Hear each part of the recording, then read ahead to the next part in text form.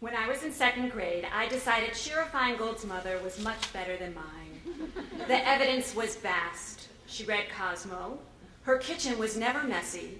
And behind her bathroom mirror, she kept a tiny container of lotion that smelled like lilacs, which she used on these things called cuticles. I decided then and there that when I grew up, I would become someone who was not my mother. Melissa Carlisle's mom painted her living room cocoa, a color that's a lot like brown, only way more exotic. In her bedroom, she had a poster of Al Pacino, who was in a movie called Dog Day Afternoon, even though it had nothing to do with dogs. My mother liked The Today Show and The Tonight Show, polka dots and plaid. Al Pacino, I think she would have mentioned it. Ingrid Stein's mother ordered Chinese every Sunday night, which seemed vastly superior to my house, where Chinese was too expensive, so saved for special occasions. Instead, my mother and Bubby started discussing dinner over breakfast, a topic they circled back to throughout the day. Tanya's mother had a French manicure, Leah's wore a kimono, Tammy's was a cop, and Marlene's had a special Tupperware for potato chips, which I'm pretty sure is the actual definition of abundance. Our house, we were long on junk drawers, yet I could never find a working pen. And of course, there was Linda. 3 years after my mother and father divorced, she was the woman he chose. I was 8. Linda drove a stick shift, read Ms. Magazine, and served fondue on the coffee table where kids and adults sat together on the floor. My mother drove a station wagon that reeked of fermented apple juice, and on holidays was always a proponent of the separate kids table. Linda had a career even though, like my mother, she had 2 kids of her own. Mom had a few jobs she didn't like much until she was dependent twice on men who didn't much like her. It's perhaps one of the cruelties of my adolescence. I wanted my mother to teach me things she hadn't learned, and then blamed her when she couldn't. Lack of access wasn't her only crime. My mother was dyslexic, only in those days, this just meant stupid. Everyone around her missed that she was also an artist, despite that proof of her talent was obvious at every turn.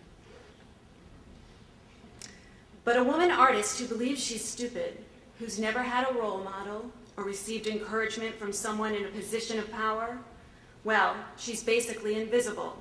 Though we do have a term for her. She's usually called Mom. In many ways, I kept true to my girlhood promise. My kids still like me, even my teenagers. Their friends call me Rebecca. We order in all the time.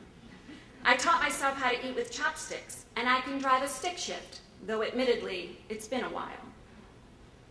It was time to take my son to look at colleges. Spending individual time with any of my 4 kids is a luxury, so that part I was looking forward to. But I was also anxious.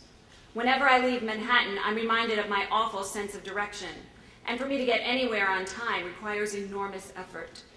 But mostly, my son is an extraordinary student. These were top-tier institutions, whereas my academic legacy can be summarized as late bloomer, in part because of my own undiagnosed learning issues.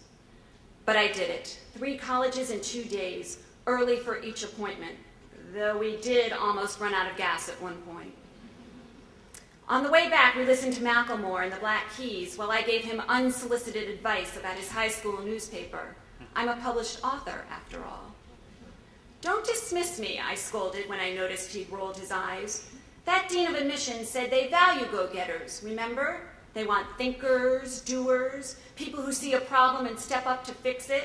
Your dad and I are both like that. We've accomplished a lot, you know, despite the odds. My son's friend's mother is an oncologist at Sloan Kettering. Another's on CNN all the time. I know he was anxious and exhausted, and he loves me. If he could have taken it back, I'm certain he would have. There's no doubt in my mind. Besides, just like my mother remains for me regardless, I'm his most ardent supporter until the day I die. Still, I suspect it'll be years before he understands all the reasons why it hurt me deeply when he said, "No offense, Mom, but trust me, you're not the kind of doer that guy had in mind."